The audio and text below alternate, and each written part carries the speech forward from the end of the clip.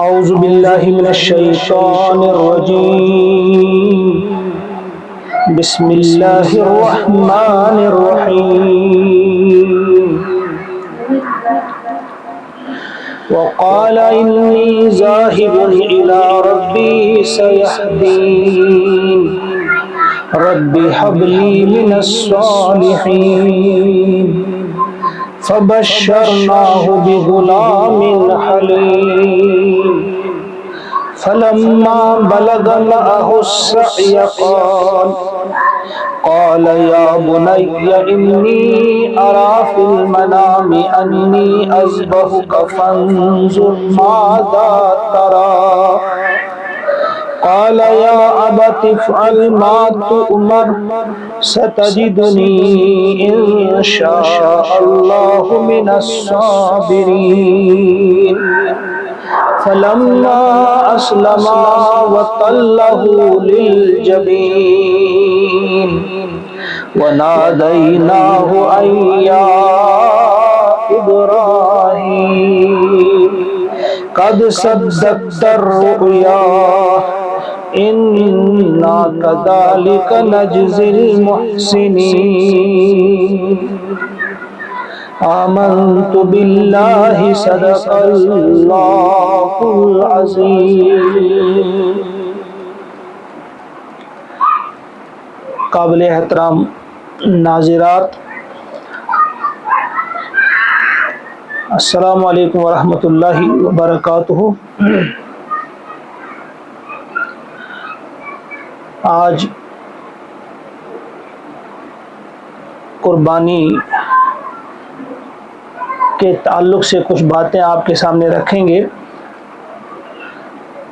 30 ذی قعدہ ہے، یہ 1446 ہجری، کل یکم ہوگا انشاءاللہ، یکم ذی الحجہ 1446 ہجری۔ تو آپ سب جانتے ہیں کہ یہ ہمارا جو اسلامی مہینے ہے، آخری مہینہ ہوتا ہے ذی الحجہ کا۔ پہلا مہینہ محرم الحرام، اس میں بھی قربانی ہے، حضرت امام حسین رضی اللہ تعالیٰ عنہ کی قربانی، اور آخری مہینہ اس میں حضرت اسماعیل علیہ السلام کی قربانی پیش کی حضرت ابراہیم علیہ السلام نے۔ گویا اول بھی قربانی اور آخر بھی قربانی۔ یہ دین چاہتا ہے ہم سے قربانی، ہم سے ہمارے جذبات کی قربانی چاہتا ہے، مال کی قربانی چاہتا ہے، وقت کی قربانی چاہتا ہے، ہماری چاہتوں کی قربانی چاہتا ہے۔ ہم جو کچھ مختلف قسم کی چاہتیں، مختلف قسم کے لالچ، مختلف قسم کی تمنائیں ہمارے دل میں ہوتی ہیں، لیکن اللہ کے لیے ان کو قربان کرنا، بس یہ دین کا لب لباب ہے۔ انسان کچھ چاہتا ہے لیکن اللہ کچھ اور چاہتا ہے، تو اللہ کی چاہت پہ اپنی چاہت کو قربان کرنا، یہی دین ہے۔ دین یہی ہے۔ ابراہیم علیہ السلام کے بارے میں اللہ تعالیٰ فرماتے ہیں، اذ قال لہ ربہ اسلم، جب اس سے اس کے رب نے کہا سر تسلیم خم کر لو، قال اسلمت لرب العالمین، تو ابراہیم علیہ السلام نے کہا کہ میں نے سر تسلیم خم کر لیا، اسلام قبول کر لیا۔ اس کا مطلب یہ ہے کہ میں نے سرنڈر کر لیا، کمپلیٹ سرنڈر اللہ کے سامنے۔ اب اللہ کی خوشی میری خوشی ہوگی، اب اللہ کی مرضی میری مرضی ہوگی، اب اللہ کی پسند میری پسند ہوگی، اور اللہ کی ناپسند میری ناپسند ہوگی۔ آج کل اس چیز کو ہم بھلا چکے ہیں، بدقسمتی سے۔ ہم ایک طرف سے اسلام کے دعوے دار بھی ہیں کہ ہم مسلمان ہیں، لیکن دوسری طرف سے اپنی پسند کو ہم اللہ کی پسند پر ترجیح دیتے ہیں۔ ایسا نہیں ہونا چاہیے۔ بہرحال ان آیات میں ہم تھوڑا سا جب غور و فکر کریں گے تو ہمارے سامنے کچھ باتیں آ جائیں گی۔ مجھے امید ہے کہ آج آپ ان باتوں پر دھیان دیں گے۔ جتنے بھی لوگ ہم ہیں اس وقت جڑے ہوئے، جتنے بھی لوگ ہیں، اگر ہم ہی توبہ کر کے اللہ کے دامن رحمت میں آنے کا تہیہ کریں، ہم اگر کامیاب ہو جاتے ہیں انشاءاللہ العزیز، پھر ہماری وجہ سے اور لوگ بھی اس طرف بڑھ سکتے ہیں۔ لیکن یہ ہمارے لیے تو یہی کامیابی ہے کہ ہم اپنے آپ کو یہ بات منوانے میں کامیاب ہو جائیں کہ واقعی ہم میں کچھ کمی ہے اور ہم اس کمی کو دور کرنے کے لیے تیار ہو رہے ہیں۔ ابھی دیکھیے ان آیات پہ ہم تھوڑا سا غور کریں گے۔ سورۃ الصافات کی آیات ہیں، سورۃ نمبر 37 ہے، یہ 37، اور اس کی یہ آیات ہیں آیت نمبر 99 سے 105 تک میں نے آپ کے سامنے پڑھی ہیں یہ آیات۔ اللہ کا ارشاد ہوتا ہے وَقَالَ إِنِّي ذَاهِبٌ إِلَىٰ رَبِّي سَيَهْدِينِ۔ ابراہیم علیہ السلام جیسا کہ آپ سب جانتے ہیں مختلف امتحانات سے گزارا آپ کو اللہ تعالیٰ نے، مختلف امتحانات سے۔ جس وقت آپ نے سب سے پہلا کام گھر میں آپ نے اپنے والد سے کہا، اس کے سامنے سمجھائی، اس بات کو سمجھایا کہ آپ کن کی پوجا کرتے ہیں، آپ کن کی عبادت کرتے ہیں، ذرا مجھے بھی دیکھیے، ذرا آنکھیں کھول کر دیکھیے۔ افرائیتم ما کنتم تعبدون انتم وآباؤکم الاقدمون، کن کی آپ کیا ہے یہ؟ کیا یہ آپ کو کوئی نفع پہنچاتے ہیں؟ کیا یہ آپ کی بات سنتے ہیں، آپ کی باتوں کا جواب دیتے ہیں؟ تو والد گرم ہو گئے، غصہ ہو گئے، انہوں نے گھر سے نکال دیا۔ انہوں نے وحجرنی ملیہ کے الفاظ قرآن پاک میں آئے کہ ہماری آنکھوں سے دور ہو جاؤ۔ جیسے ہم کسی کو عربی میں انگریزی میں کہتے ہیں بی آف، یعنی دفع ہو جاؤ، وہی الفاظ کہے کہ یہاں سے نکل جاؤ۔ نمرود کے سامنے دعوت پیش کی تو نمرود نے آگ میں جھونکنے کا حکم دیا، بڑی آگ تیار کی گئی، اور آگ میں جب جھونک دیا گیا، منجنیق کے ذریعے اس میں پھینکا گیا، بڑی بھیانک آگ تھی، لیکن اللہ تعالیٰ نے حکم دیا آگ کو وَقُلْنَا يَا نَارُ كُونِي بَرْدًا وَسَلَامًا عَلَىٰ إِبْرَاهِيمَ، ٹھنڈی ہو جا اور سلامتی دینے والی بن جا، یعنی اتنا ٹھنڈا بھی نہ ہونا کہ سردی لگے میرے محبوب کو۔ تو آگ بھی ٹھنڈی ہو گئی۔ جب وہاں سے باہر آ گئے، اب وہاں سے جا رہے ہیں، یعنی اب وطن سے آپ کو نکلنے کا حکم ہو رہا ہے، اب آپ وطن سے نکل رہے ہیں۔ اس وقت کا یہ تذکرہ ہے جو ان آیات میں ہے وَقَالَ إِنِّي ذَاهِبٌ إِلَىٰ رَبِّي۔ معلوم نہیں تھا جانا کہاں ہے، لیکن ابراہیم علیہ السلام کے یہ الفاظ بتا رہے ہیں چونکہ اللہ کے لیے سب کچھ ہو رہا ہے، اس لیے فرمایا میں اللہ ہی کی طرف جا رہا ہوں۔ وَقَالَ إِنِّي ذَاهِبٌ إِلَىٰ رَبِّي، میں اپنے رب کی طرف جا رہا ہوں۔ سَيَهْدِينِ، وہ مجھے ضرور میری رہنمائی فرمائیں گے، کیونکہ میں رب ہی کے لیے آگ میں بھی ڈالا گیا، رب ہی کے لیے گھر سے بھی نکالا گیا، لہٰذا وہ میری ضرور رہنمائی فرمائیں گے، میں ان کی طرف۔ یہ واضح ہے، قرآن پاک کی مختلف تفاسیر کا مطالعہ کریں گے کہ اس وقت ابھی کوئی بھی آپ کے ہاتھ پہ ایمان نہیں لا چکا تھا، اس وقت آپ نکل رہے ہیں، آپ کے ساتھ صرف حضرت لوط علیہ السلام جو اس وقت تیار ہوئے تھے اور آپ کی زوجہ محترمہ تھی، ان کو لے کر آپ جا رہے ہیں۔ جب آپ کہہ رہے ہیں کہ میں جا رہا ہوں الی ربی، تو اس وقت آپ نے دعا کی، یعنی ضرورت محسوس کی کہ کوئی آپ کا ہونا چاہیے وارث۔ فرمایا رب ہب لی من الصالحین، اے میرے رب مجھے ایک بیٹا عطا کر جو صالح ہو، یعنی ایک ایسا بیٹا عطا کر جو صالحین میں سے ہو، یعنی صالح بیٹا مجھے عطا فرما۔ فبشرناہ بغلام حلیم، تو ہم نے خوشخبری سنائی اسے ایک بردبار بیٹے کی، ایک حلیم اور بردبار بیٹے کی خوشخبری سنائی۔ یہ جو یہاں یکے بعد دیگرے آیات آ رہی ہیں، اس کا مطلب یہ نہیں کہ فوراً دعا کی فوراً اولاد ملی، بیچ میں بڑا پیریڈ ہے، اس بات سمجھانے کے لیے آتی ہے کہ جب وہ چلے انہوں نے دعا کی، اور ایک وہ وقت بھی آیا کہ آپ کو خوشخبری سنائی گئی، اور ساتھ ہی فرمایا فلما بلغ معہ السعی، پھر جب وہ یعنی اس کا بیٹا دوڑ دھوپ کی عمر کو پہنچا، یعنی اتنی عمر اس کی ہو گئی کہ اب وہ دوڑ دھوپ کر رہا تھا، کچھ کام کر رہا تھا، ادھر ادھر بھاگ سکتا تھا۔ مفسرین نے لکھی ہے ان کی عمر اس وقت 12 سال کی تھی۔ 86 سال کی عمر ابراہیم علیہ السلام کی تھی جب آپ کو بیٹا ملا، اسماعیل علیہ السلام، پہلا بیٹا۔ اور جس وقت آپ کو یہ حکم دیا جا رہا ہے اس کے ذبح کرنے کا حکم، اس وقت 98 سال آپ کی عمر تھی اور 12 سال اس بیٹے کی عمر تھی۔ تو فرمایا کہ جب وہ دوڑ دھوپ والی عمر کو پہنچ چکا تو کیا کہتا ہے اپنے بیٹے سے؟ کہا ابراہیم علیہ السلام نے کہا، ذرا سوچئے آپ، بڑی تمناؤں کے بعد، بڑی آرزوؤں کے بعد، بڑی دعاؤں کے بعد جب وہ بیٹا ملا، اب یہ بڑا بھی ہوا، اب یہ دوڑ بھاگ بھی ادھر ادھر دوڑتا بھی ہے، کام کاج میں بھی ہاتھ بٹاتا ہے، تو اس عمر میں پھر اللہ کی طرف سے اشارہ آتا ہے، خواب دیکھتا ہے۔ کیا فرماتا ہے ابراہیم علیہ السلام اپنے پیارے بیٹے سے؟ یا بنیا، اے میرے پیارے بیٹے، اے میرے لخت جگر، انی ارا، میں دیکھتا ہوں، فی المنام، خواب میں، یعنی میں خواب دیکھتا ہوں۔ ایک بار گویا آپ نے نہیں دیکھا، کئی بار دیکھا ہوگا، اس لیے دیکھتا ہوں، میں نے دیکھا نہیں کہا، میں دیکھتا ہوں خواب میں کیا؟ انی اذبحک، کہ میں تمہیں ذبح کر رہا ہوں، میں نے تمہیں ذبح کیا نہیں، ذبح کر رہا ہوں، یہ دیکھ رہا ہوں کہ جیسے میں آپ کو ذبح کر رہا ہوں۔ فانظر ماذا ترى، تو تمہارا کیا خیال ہے، تو دیکھو تم کیا کہتے ہو، یعنی تمہارا کیا خیال ہے اس سلسلے میں، تمہاری رائے کیا ہے؟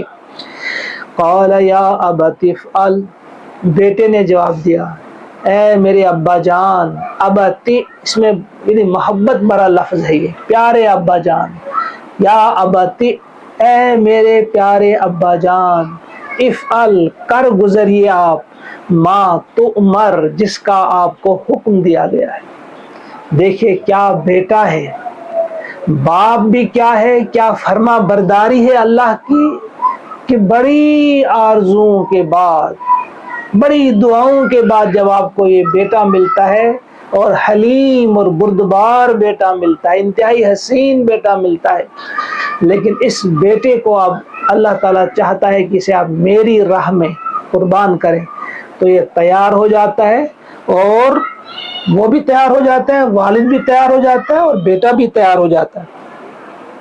بیٹے نے جو جواب دیا، اگر آپ ان الفاظ پہ غور کریں گے، انسان کے آنسو، آپ اپنے آنسو نہیں روک پائیں گے، آپ کا دل جو ہے لرز اٹھے گا کہ بیٹا کیا بولتا ہے، یا ابت افعل ما تؤمر، اے ابا جان کر گزریے آپ جس کا آپ کو حکم ملتا ہے، حکم ملا ہے۔ یعنی پہلی بات یہ، وہ جان گئے تھے کہ نبی کا خواب جو ہے وہ سچا خواب ہوتا ہے، اس میں حکم ہوتا ہے، یہ جانتا تھا اسماعیل علیہ السلام۔ دوسری بات، جواب کیا دیا کہ آپ کو جو حکم ملا ہے کر گزریے۔ گویا اگر آپ کو یہ حکم ہے کہ مجھے ذبح کر دیجئے، یہ تو چھوٹی بات ہے، اگر آپ کو یہ بھی حکم ملا ہے کہ کسی پہاڑ سے گرا دو، میں اس کے لیے بھی تیار ہوں۔ ان الفاظ میں یہ چیز پوشیدہ ہے، یہ معنی پوشیدہ ہے کہ جو بھی آپ کو حکم ملا ہے، کسی پہاڑ سے گرانے کا ملا ہے گرا دو، مجھ کو جلانے کا حکم ہے جلا دو، میرے ٹکڑے کرنے کا حکم ہے کر لو۔ گویا اپنے ابا سے کہتے ہیں یا ابت افعل ما تؤمر، جس چیز کا بھی آپ کو حکم ملا ہے کر گزریے آپ، ستجدنی، ان قریب آپ مجھے دیکھیں گے، پائیں گے، انشاءاللہ، اگر اللہ نے چاہا، من الصابرین، صبر کرنے والوں میں۔ یہاں بھی دیکھیے عاجزی کیا ہے، یعنی اگر اللہ نے چاہا، میں ایسا ہوں، میں یہ کروں گا نہیں، بلکہ اگر اللہ نے چاہا تو مجھے آپ پائیں گے صابرین میں سے۔ یہ نہیں کہا کہ مجھے آپ سب سے اعلیٰ پائیں گے، نہیں، مجھے بھی ان لوگوں میں پائیں گے جن لوگوں نے صبر کیا ہے۔ گویا صرف میں ہی ایسا نہیں ہوں، مجھ سے پہلے بھی بڑے لوگ گزرے ہیں جنہوں نے آپ کی راہ میں بڑی بڑے ایسے کارنامے انجام دیے ہیں جو صبر آزما کارنامے تھی، تو مجھے بھی آپ انہی صابرین میں سے پاؤ گے انشاءاللہ، آپ کر گزریے۔ اب وہ واقعہ، اب وہ منظر ہمارے سامنے رکھا جاتا ہے جو منظر اس سے پہلے کبھی بھی اس آسمان نے نہیں دیکھا تھا، فرشتوں نے نہیں دیکھا تھا، کسی بھی مخلوق نے نہیں دیکھا تھا۔ وہ کیا منظر تھا؟ فلما اسلما، پھر جب ان دونوں نے سر تسلیم خم کر لیا، پھر جب ان دونوں نے، باپ اور بیٹے نے، ابراہیم اور اسماعیل نے، جب انہوں نے سر تسلیم خم کر لیا، یعنی اسلام قبول کیا عملی طور پہ، جب انہوں نے سر تسلیم خم کر لیا، وَطَلَّهُ لِلْجَبِينِ، اور لٹا دیا، گرا دیا ماتھے کے بل اپنے بیٹے کو، یعنی چت نہیں لٹا، کس طرح لٹایا کہ ان کا ماتھا جو تھا نیچے کی طرف رہا، اس لیے نہیں، کچھ مفسرین نے لکھا ہے کہ شاید ان کے چہرے کو دیکھ کر انہیں ترس آ جاتا ہے اس لیے ماتھے کے بل اٹھائے، نہیں کہا ایسا نہیں ہے۔ جو باپ تیار ہوگا بیٹے کو ذبح کرنے کے لیے، پھر وہ اس چیز کو نہیں دیکھے گا مجھے اس کا چہرہ دکھائی دیتا ہے کہ نہیں، بلکہ اصل میں وہ چاہتے تھے کہ یہ سجدے کی حالت میں قربان کیے جائیں، وہ سجدے کی حالت میں تھے، ان کا ماتھا نیچے تھا، وہ سجدے میں تھے اور چھری چلا رہے تھے ابراہیم علیہ السلام۔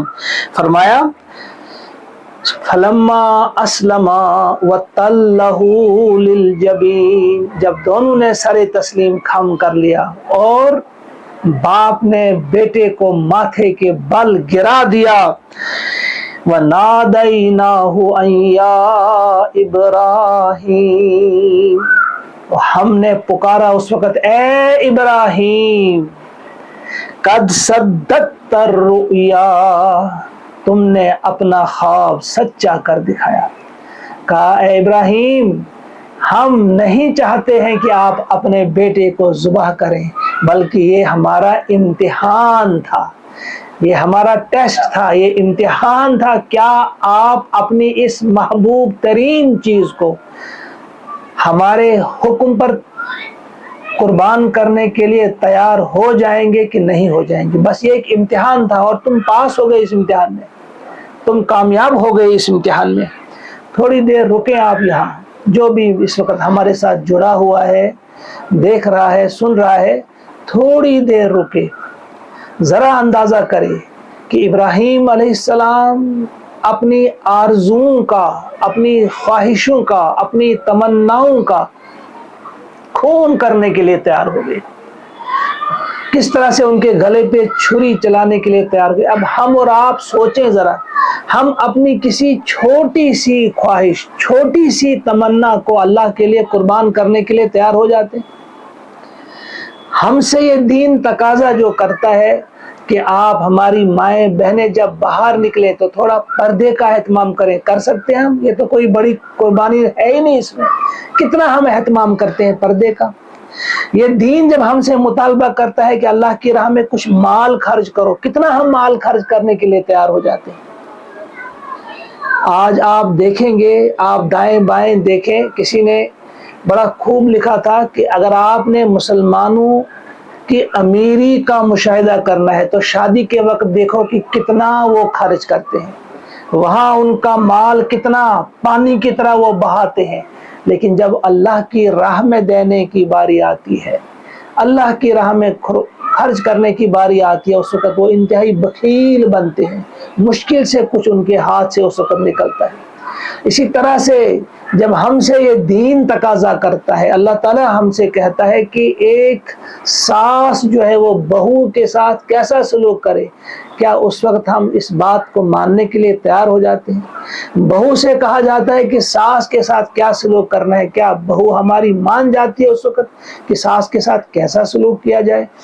ہماری وہ مجلسیں انکمپلیٹ سمجھی جاتی ہیں، وہ مجلسیں ناکام سمجھی جاتی ہیں جس مجلس میں بہو ساس کے متعلق کوئی غلط قسم کے الفاظ نہ بیان کرے، یا جہاں ساس اپنے بہو کی غیبت نہ کرے، اس مجلس کو ہی ناکام سمجھا جاتا ہے۔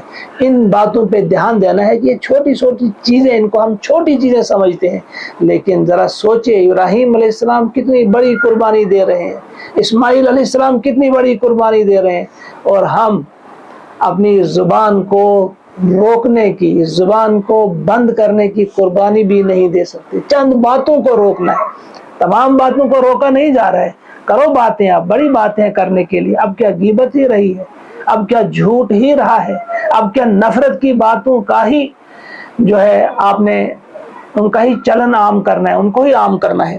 تو یہاں اس بات کی طرف دیکھیے، فرمایا جا رہا ہے قال صدقت الرؤیا، اے میرے خلیل، اے میرے خلیل، تم نے اپنا خواب سچا کر دکھایا. انا کذالک نجزی المحسنین، ہم نیکوکاروں کو ایسی ہی جزا دیا کرتے ہیں. کیسی جزا دیا کرتے ہیں؟ ان ھذا لہو البلاء المبین، واقعی یہ ایک بڑی آزمائش تھی. وفدیناہ بذبح عظیم، اور ہم نے اس کے فدیے میں ایک عظیم قربانی اسے دی. یعنی مینڈھا لایا گیا جنت سے، اسے قربان کیا گیا. اسے بڑی قربانی کہا ہے اللہ تعالیٰ نے. کیوں بڑی قربانی؟ اس لیے اس کو کہا ہے کہ یہ بیٹے کی قربانی تھی، حلیم اور بردبار بیٹے کی. اسماعیل جیسے عظیم شخص کی قربانی، عظیم بیٹے کی قربانی تھی، اس لیے اس کو بڑی قربانی کہا. یا اس کا ایک اور معنی بھی ہے کہ اس معنی میں بھی بڑی قربانی ہے کہ اب تا قیامت اس قربانی کو جاری رکھا گیا. ہر سال کتنے ہزاروں لاکھوں قربانیاں ہوتی ہیں دنیا میں، کروڑوں قربانیاں ہوتی ہیں دنیا میں. تو اس کو اس سینس میں بھی کہا گیا ہے یہ ذبح عظیم ہے، یعنی بڑی قربانی ہے یہ. ان آیات کی روشنی میں ذرا ہم دیکھیں، انہی آیات کی روشنی میں کہ ابراہیم علیہ السلام کو جب آزمایا گیا، وَإِذِ ابْتَلَىٰ إِبْرَاهِيمَ رَبُّهُ بِكَلِمَاتٍ، مختلف مقامات پہ آپ کو آزمایا گیا. فَأَتَمَّهُنَّ، آپ پورا اترے، صرف ایک قربانی میں نہیں، جہاں جہاں بھی آپ کو آزمایا گیا. گھر سے نکلنے کے لیے تیار ہو گئے، باپ نے کہا نکل جاؤ، نکلنے کے لیے تیار ہو گئے. نمرود نے آگ میں کودنے کا حکم دیا تو آگ میں بھی انہیں ڈالا گیا. پھر ایک حکم یہ دیا گیا کہ شیر خوار بچہ ہے اور اس کی ماں، ان کو کہا جاتا ان کو لے جاؤ اور فلاں جگہ چھوڑاؤ. بے آب ہو گیا صحرا میں، بے آب ہو گیا صحرا میں.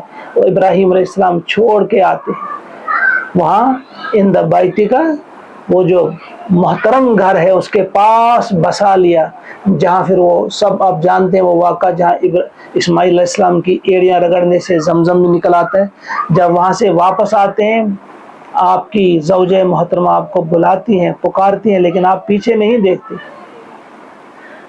جب اس نے کہا کیا اللہ کا یہ حکم ہے، اس وقت پھر آپ نے کہا ہاں اللہ کا حکم ہے، لیکن دیکھا نہیں پھر بھی. تو ہاجرہ نے کہا، اصل میں یہ ہاجر لفظ ہے، اب ہم عام ہو گیا ہاجرہ. تو کہا اچھا جس اللہ نے یہ حکم دیا وہی ہماری دیکھ بھال کرے گا، وہی ہماری حفاظت فرمائے گا، آپ چلے جاؤ اللہ کے حوالے. لیکن جب ان کی آنکھوں سے تھوڑا اوجل ہو گئے، وہاں سے پھر آپ مڑے، کیونکہ آپ کو بھی مشکل ہو رہی تھی. ذرا اندازہ کیجئے کس گھر سے وہ آئی تھی ہاجرہ، اور کہاں رہنا تھا جہاں کوئی انسان نہیں تھا، کوئی چرند پرند بھی نہیں تھا، پانی کا نام و نشان نہیں تھا. اس جگہ پہ چھوڑنا تھا، اور اللہ کے اس حکم کو آپ نے بصر و چشم قبول کیا. اور اس خاتون پر بھی ہزاروں اور لاکھوں سلام جو خاتون تیار ہو گئی اللہ کے لیے اس جگہ پہ رہنے کے لیے.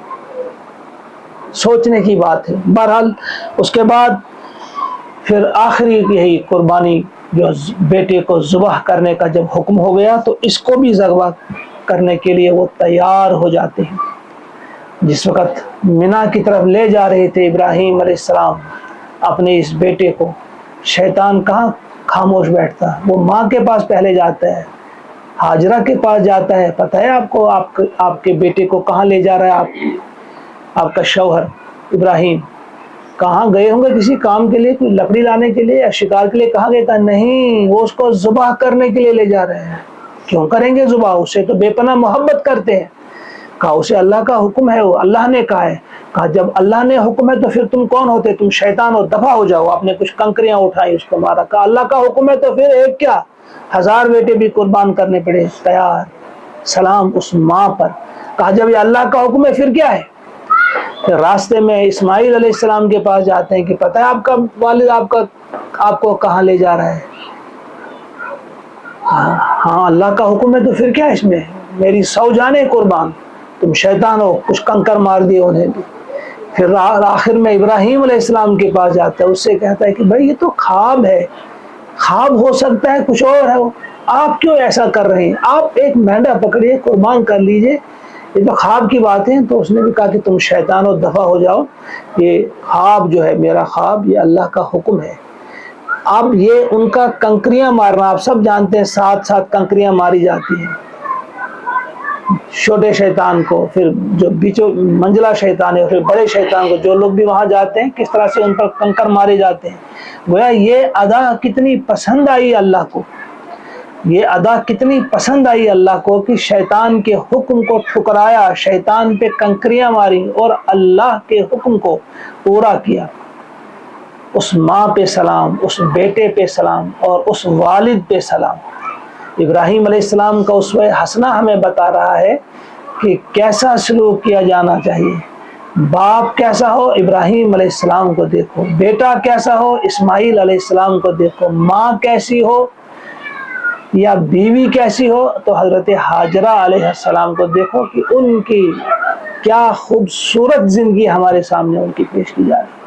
تو اس بات کا دھیان رکھتے ہوئے ایک اور بات آخر میں کہوں گا کہ حضرت ابراہیم علیہ السلام سے آپ سب جانتے ہیں ملاقات ہوئی تھی معراج کے موقع پہ، نبی اکرم صلی اللہ علیہ وسلم کی ملاقات ہوئی تھی۔ اس تفصیل میں نہیں جاؤں گا کہاں آپ نے کیا دیکھا کیا نہیں دیکھا، تو لیکن جب ملاقات ہوئی تو ابراہیم علیہ السلام نے کیا کہا اس وقت، یہ آپ دیکھیں گے ترمذی کی حدیث ہے، حضرت ابن مسعود رضی اللہ تعالیٰ عنہ روایت کرتے ہیں، وہ فرماتے ہیں لقیت ابراہیم لیلۃ اسری بی، پیارے نبی صلی اللہ علیہ وسلم نے فرمایا کہ معراج کی رات میں نے ملاقات کی ابراہیم علیہ السلام سے۔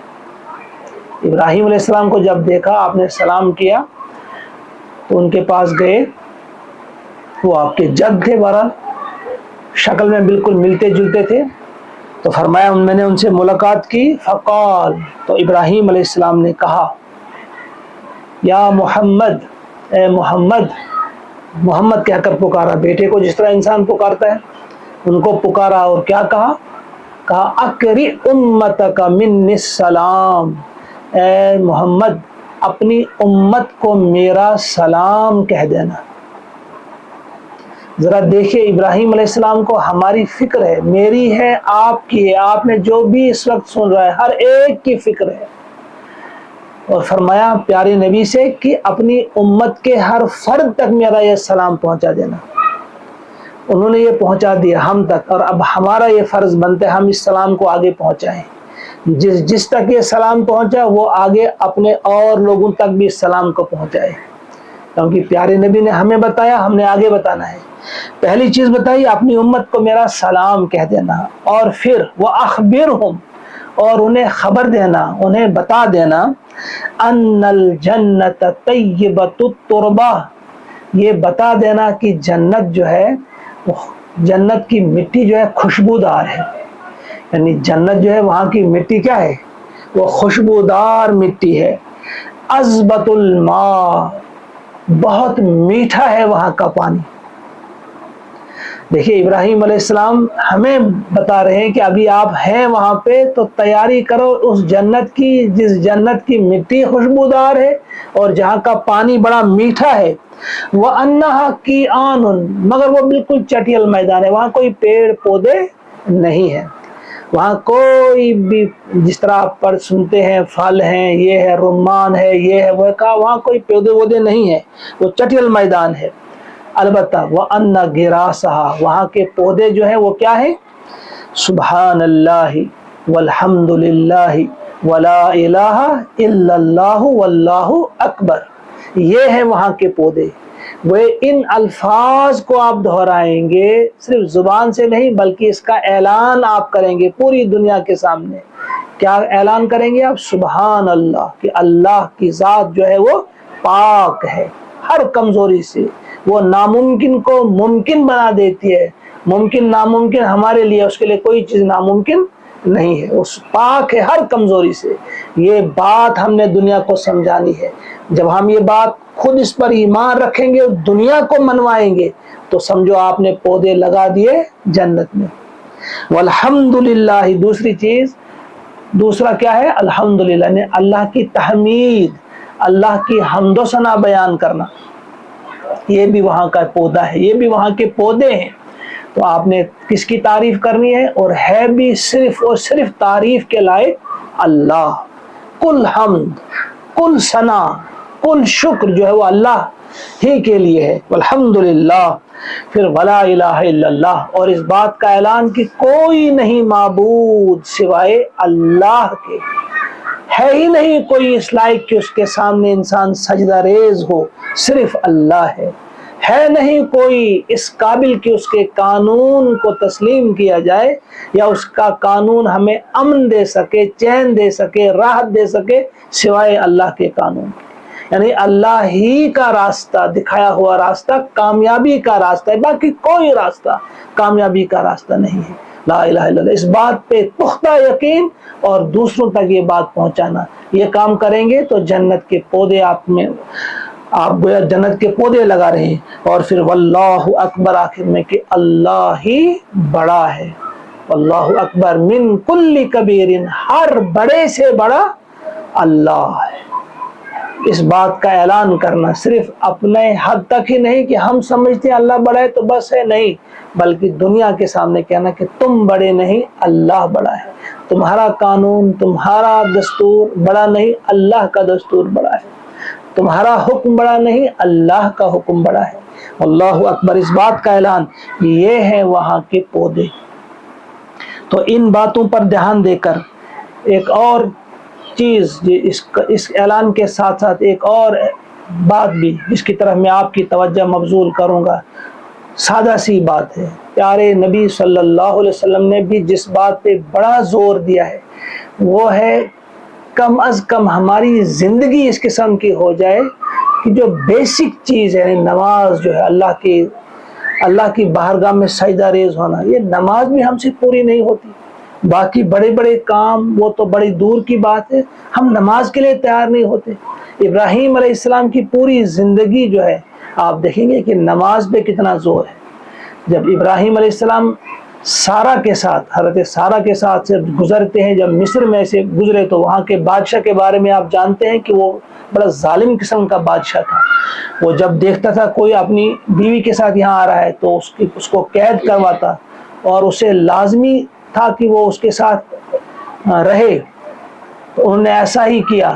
جب پتہ چلا ابراہیم یہاں سے گزر رہے تو ابراہیم علیہ السلام کی زوجہ محترمہ کو انہوں نے پکڑا، لیکن ابراہیم علیہ السلام نے کیا کیا، انہوں نے اس وقت نماز شروع کی، اور وہاں سارا نے بھی جس کمرے میں اس کو بند کر دیا گیا تھا اس نے نماز شروع کی، اور وہ ظالم بادشاہ قریب جب آیا تو اس پر عجیب قسم کا دورہ پڑا،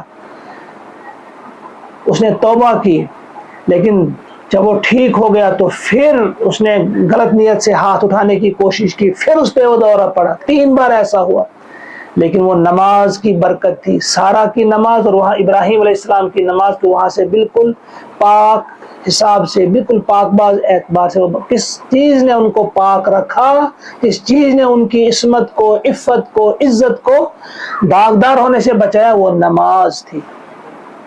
اور پھر قربانی آپ کرتے ہیں تو قربانی میں بھی حکم پہلے نماز پھر قربانی، فَصَلِّ لِرَبِّكَ وَانْحَرْ، پہلے کیا ہے، فَصَلِّ لِرَبِّكَ، اپنے رب کے لیے نماز پڑھو، وَانْحَرْ، اور قربانی کرو، گویا قربانی سے پہلے نماز، اگر آپ نماز نہیں پڑھتے تمہاری قربانی کس کام کی۔ اور پھر اسی میں قرآن پاک میں آپ پڑھتے ہیں قُلْ إِنَّ صَلَاتِي وَنُسُكِي وَمَحْيَايَ وَمَمَاتِي لِلَّهِ رَبِّ الْعَالَمِينَ، کہہ دیجئے آپ کہ بے شک میری نماز، میری قربانی، میرا جینا، میرا مرنا للہ رب العالمین، پہلے نماز پھر قربانی۔ تو جب ہم قربانی کے جانور کو لٹاتے ہیں اس وقت بھی یہ نیت ہم پڑھتے ہیں، اس وقت بھی اس آیت کو ہم پڑھتے ہیں، تو گویا اگر ہم نماز پڑھتے ہیں تو قربانی بھی ہماری قبول ہو جائے گی۔ نماز کے لیے ہم اپنے آپ کو تیار نہیں کر پاتے تو قربانیاں ہم کرتے رہتے ہیں۔ صرف اتنی جگہوں پہ نہیں، کئی جگہوں پہ آپ دیکھیں گے کہ قربانی کے ساتھ ساتھ نماز کا کیا اہتمام تھا، اور پیارے نبی نے بھی کیا فرمایا صلی اللہ علیہ وسلم نماز کے بارے میں، تو یہ سب آپ جانتے ہیں۔ تو یہ آج ابھی کل ہم، بلکہ اس وقت اب ہم نے قدم رکھ لیا ذی الحجہ کے اس مہینے میں، کیونکہ چاند تو نظر آ گیا، آج تو مکمل 30 ہو گئے، تو اب ہم ذی الحجہ میں داخل ہو گئے ہیں۔ تو یہ اس کے پہلے 10 دن ان کی بڑی فضیلت آئی ہے، شاید آپ نے کل کا میرا وہ سنا ہوگا، مختصر میں نے کہا تھا کہ ان 10 دنوں میں ہمیں کیا کرنا ہے، اس کو اگر آپ ابھی آپ نے نہیں سنا ہے تو اس کو بھی ضرور سنیے۔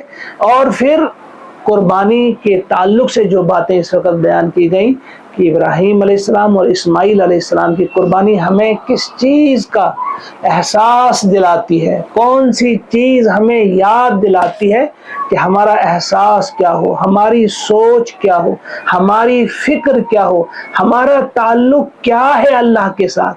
آج آپ کچھ لوگوں کو دیکھیں گے وہ کہتے ہیں کہ بھائی قربانیاں جو ہیں اتنا گوشت ضائع ہو جاتا ہے، پیسہ نکالا جائے اور یہ دیا جائے غریبوں میں، یتیموں میں، فقیروں میں۔ قربانی کا یہ بدل نہیں ہو سکتا۔ اللہ کے ساتھ ہمارا ایک تعلق ہے، تو اللہ کے ساتھ تعلق کا یہ طریقہ ہمیں بتا دیا گیا ہے کہ آج قربانی ہی کرنی ہوگی، قربانی کا بدل اور کچھ نہیں ہے۔ اس کے علاوہ کچھ اور صدقات آپ کریں، وہ کرتے رہیں، وہ الگ بات ہے، لیکن قربانی ہی ہے، یہ واجب ہے۔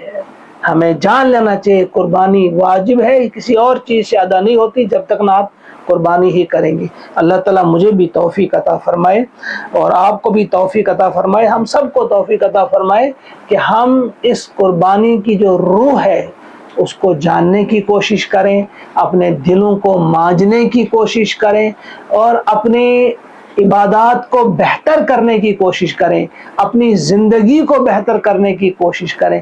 معلوم نہیں کس نے کب اس دنیا سے روانہ ہو جانا ہے، رخصت ہو جانا ہے، تو ہماری یہ کوشش ہونی چاہیے جس وقت بھی ہم دنیا سے رخصت ہو جائیں اس وقت ہم بحیثیت مسلم وَلَا تَمُوتُنَّ إِلَّا وَأَنْتُمْ مُسْلِمُونَ، مسلم کی حیثیت سے اس دنیا سے رخصت ہو جائیں۔ اگر مسلم کی حیثیت سے رخصت ہو جائیں گے تو پھر استقبال ہوگا، ہزاروں لاکھوں فرشتے ہمارے استقبال کریں گے، پھر تو ہمارے لیے وہ ایک بہت بڑا تحفہ ہے۔